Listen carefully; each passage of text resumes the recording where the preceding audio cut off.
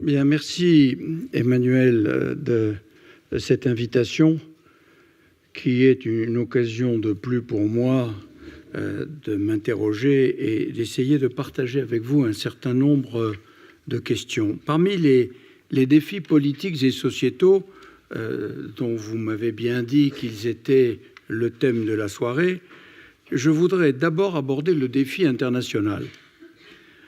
Le défi politique au plan international, je le prends en premier, ce qui peut surprendre, mais si la France veut participer aux discussions et aux négociations internationales sur l'éthique appliquée à la biologie et à la médecine, il lui faut afficher ses propres choix et les argumenter.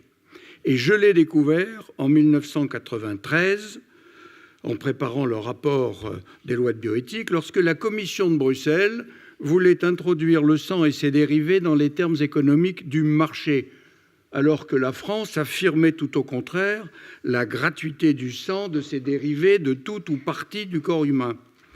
Et il me fut opposé à Bruxelles que la France, n'ayant pas de législation sur la bioéthique, elle n'avait pas de convictions à faire valoir, et encore moins à vouloir les imposer.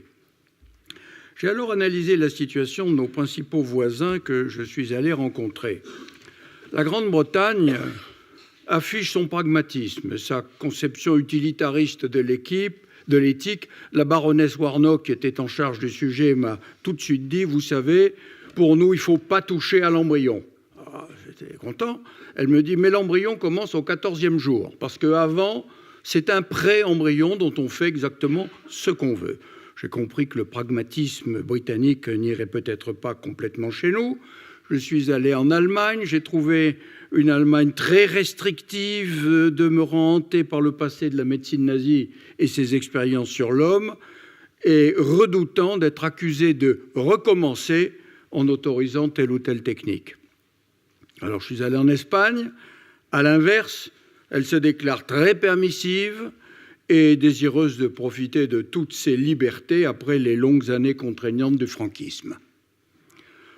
Alors l'Italie, ils m'ont dit « Attendez, nous, on ne veut pas de problème avec le Vatican. » Et donc, mon voyage s'est poursuivi, mais j'ai compris qu'il y avait des différences, bien d'autres d'ailleurs, et qu'elles étaient réelles et qu'elles révélaient ce que j'appelle une éthique à géographie variable sur de très nombreux sujets et sans aucune logique apparente. Je reprends quelques exemples. L'Espagne, très permissive, interdit néanmoins la gestation pour autrui. La Belgique, très ouverte sur de nombreux sujets, n'a pas autorisé l'accouchement sous X et n'a pas de problème à laisser les femmes belges qui le désirent venir accoucher de façon anonyme dans les maternités de l'île. Il n'est jusqu'à la transplantation d'organes qui reste controversée sur des points majeurs, la définition de la mort, le consentement présumé. J'ai conduit les travaux d'une commission au Conseil de l'Europe pendant 2 ans. Il n'a pas été possible d'obtenir un accord. Pour autant, je n'imagine pas que la France puisse accepter une sorte de plus petit commun dénominateur éthique qui serait un nivellement par le bas. Alors, j'entends bien les arguments du tourisme procréatif, vous l'avez même cité parce qu'il est célèbre, les bébés Thalys, du tourisme de la fin de vie, mais à mon sens, ce n'est pas parce que tel ou tel pays autorise telle ou telle pratique que nous sommes dispensés d'un examen critique et d'une prise de décision qui nous soit propre. Faudrait-il que nous suivions aveuglément la Chine, les États-Unis et la Grande-Bretagne, qui autorisent déjà le recours aux ciseaux génétiques pour tenter de modifier l'embryon, alors que la prudence très majoritairement voulue par la communauté internationale voudrait qu'on laisse à la technique le temps de faire ses preuves et d'éclairer encore ses inconnus. Devrait-on renoncer à interdire le clonage reproductif au motif que l'ONU s'est avérée incapable de l'interdire au niveau planétaire par manque d'une majorité pour le voter? On peut discuter de tout cela après dans les débats, mais je vais vite. Et au total, je crois qu'il faut rester ferme sur ses convictions, surtout si l'on se place dans la position de refuser les idées définitivement arrêtées et l'ouverture éventuelle. Mais je le redis, au moment où la Convention d'Oviedo, qui est le seul texte international contraignant, va probablement être révisée et revue, plus que jamais, il faut que la France ait des positions qui soient très claires et très nettes. Et évidemment, pour cela, il faut un débat national. Il est indispensable, il est utile, tout simplement parce qu'une société ne peut se construire qu'autour de valeurs partagées. Nous ne pouvons vivre ensemble qu'à partir du moment où nous partageons des valeurs que nous reconnaissons. Et donc, c'est dire l'intérêt du deuxième défi, qui, lui, est national. Bien avant que la loi intervienne, des signes avant-coureurs indiquaient que l'éthique s'imposait véritablement dans le pays. Création du Comité consultatif national d'éthique en 1983, rapport du Conseil d'État sous la présidence de M. Bréban en 1988 avec un titre prémonitoire « De l'éthique au droit » dès 1988, sauf que ce rapport fut mis dans un tiroir, car les médecins disaient « avec ça on ne pourra plus soigner », les juges on ne pourra plus juger, bref, et les chercheurs on ne pourra plus chercher. Et donc, il a fallu encore que le temps se fasse pour s'acheminer vers la loi. Mais quand la loi s'est annoncée, il a fallu réaliser les difficultés incommensurables à aborder. Au plan des religions, je n'ai pas le temps de vous détailler, mais l'audition des catholiques, des protestants, des juifs, des musulmans, des bouddhistes montrait bien un accord unanime sur la dignité de la vie et son respect absolu. Mais il y avait des divergences notables sur le début de la vie. Au plan politique, différentes philosophies divergeaient, les plus libérales aux plus conservatrices. D'ailleurs, si les lois de bioéthique de 1994 ont été adoptées avec une très large majorité, j'ai constaté quand même qu'il y avait une opposition aussi composite qu'inattendue. Elle est apparue associant les catholiques, bien ancrés dans leurs convictions, les libéraux, partisans de laisser l'offre et la demande se réguler fonction des choix de chacun, et des féministes convaincus disant qu'on ne pouvait pas légiférer sur le corps des femmes. Vous voyez cet ensemble un peu hétérogène qui s'opposait. Autrement dit, entre ceux qui bloquent, ceux qui freinent, ceux qui avancent, ceux qui anticipent, pouvait-on concilier l'inconciliable? Pouvait-on éviter la confusion entre les notions morales et légales? Même Camus a du mal. Antigone avait raison, mais Créon n'avait pas tort. Et donc, entre le moral et le légal, il était d'une difficulté absolue de trouver le point d'équilibre.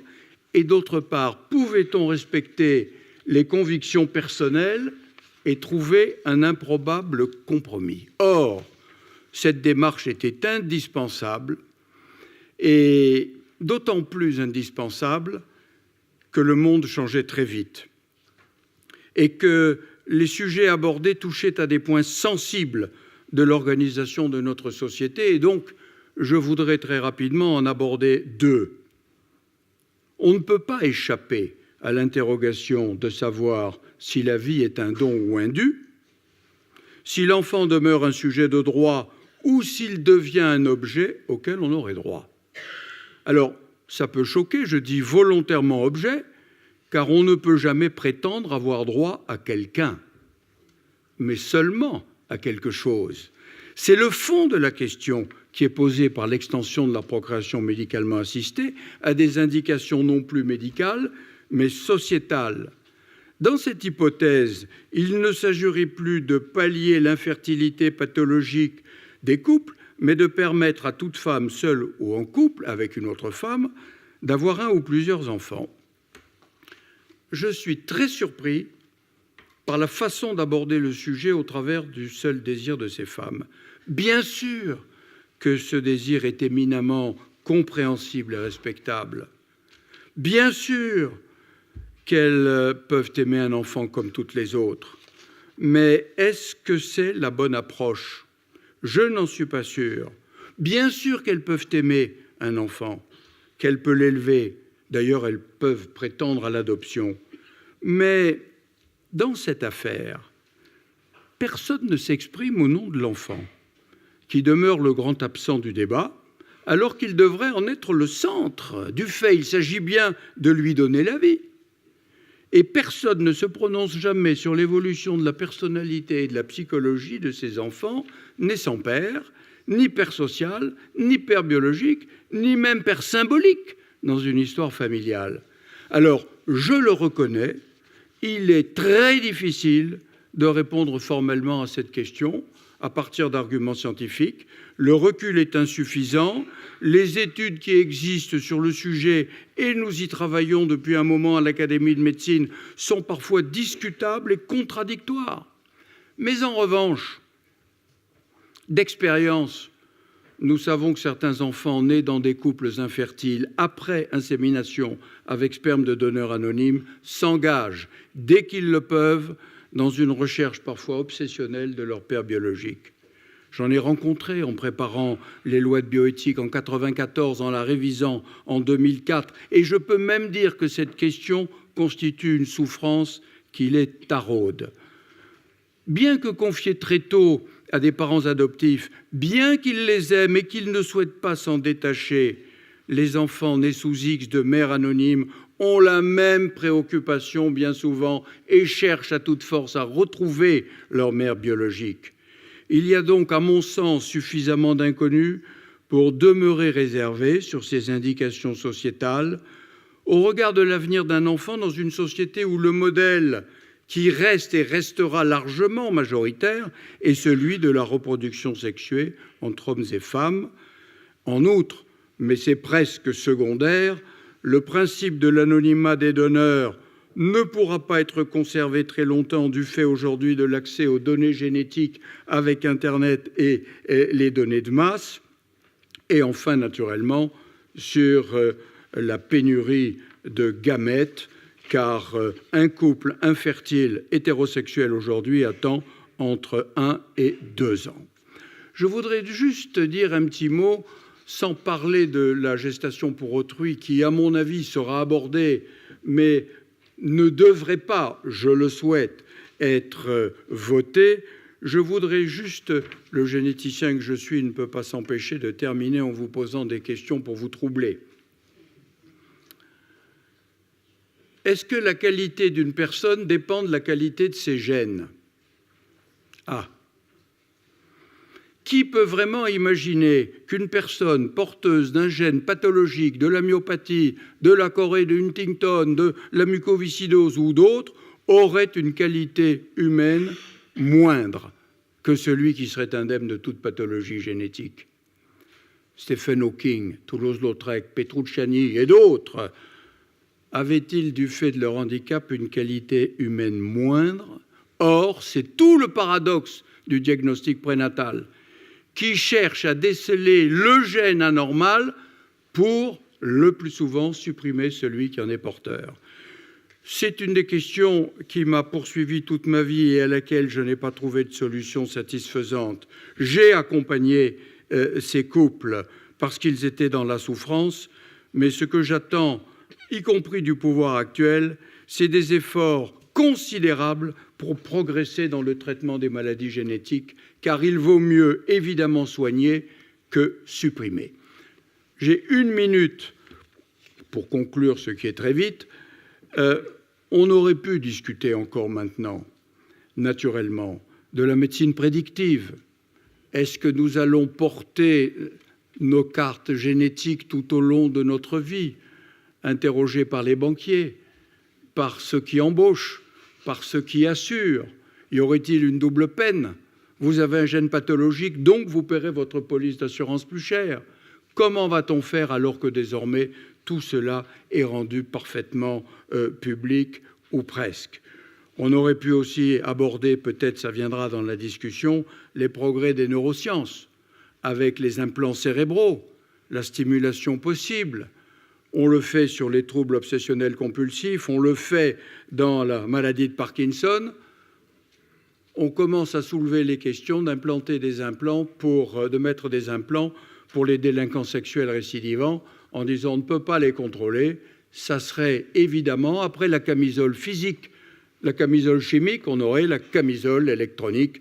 Je vous laisse à vos questions.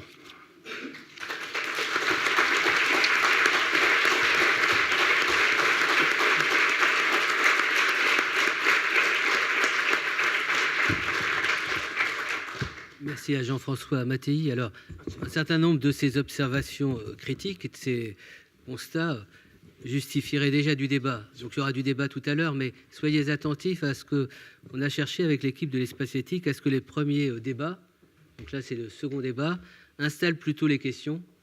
Et vous verrez à travers les prochains débats, des professionnels, des scientifiques engagés dans ces questions, des représentants d'associations, iront peut-être plus au vif d'un certain nombre de questionnements, voire de polémiques. Donc soyez rassurés, on rentre progressivement dans ces états généraux de la bioéthique qui pour nous ne s'arrêteront pas au mois de juin, mais se prolongeront dans les mois qui viennent. Puis je remercie aussi Jean-François Mattei d'avoir un peu inscrit notre réflexion dans une démarche, notamment le rapport de Guy Brébant de Éthique et Droit qui était important, mais aussi le rapport de Noël Lenoir aux frontières du vivant, alors que là maintenant on est sur de nouveaux territoires.